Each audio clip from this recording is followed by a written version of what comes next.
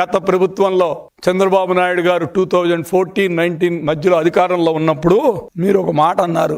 పాపం ఆయన చూస్తే నాకు ఎంతో బాధేస్తుంది. ఎట్లా చెప్పించారో రమణ దీక్షితులు ప్రధాన పూజారి నోటి నుంచి కూడా ఒక అబద్ధాన్ని చెప్పించినటువంటి సమర్థత అంటే ఫేక్ పార్టీ అంటే వైసీపీ, ఫేక్ పీపుల్ అంటే వైసీపీ. మీరు చివరికి మీరు ఎంత దాకా వెళ్ళారంటే ప్రధాన పూజారి గారు రమణ దీక్షితులు గారి నోటి నుంచి కూడా ఒక అబద్ధాన్ని చెప్పించగలిగినటువంటి సమర్థత వైసీపీ పార్టీ, ఫేక్ పీపుల్. చివరికి ఆయన సర్దుకొని ఇది నేను ఆ రోజున అనాల్సిన పరిస్థితిలో నేను చెప్పానని చెప్పి బాధపడుతూ ఆయన స్టేట్మెంట్ ఇవ్వడం జరిగింది. దానికి సంబంధించింది ఆర్కాలజీ సర్వే ఆఫ్ ఇండియా, ఇది ఆర్కాలజీ సర్వే ఆఫ్ ఇండియా ఇచ్చిన రిపోర్ట్స్. వాళ్ళు ఏం చెప్పారయ్యా అంటే ఇది పింక్ డైమండ్ కాదు, ఇదిగో ఈ నీలం, ఇది మైసూరు మహారాజు గారు వాళ్ళ పిల్లాడు మెడలో వేసుకున్నటువంటి హారాన్ని టీటీడీకి ఇచ్చారు అని చెప్పి చెప్పడం జరిగింది. ఇదిగోండి ఇక్కడ కనపడుతుందే, ఇదే ఈ అయ్యవారి మెడలో ఉన్నటువంటిది, ఇదే. ఇప్పుడేం మాట్లాడతారు?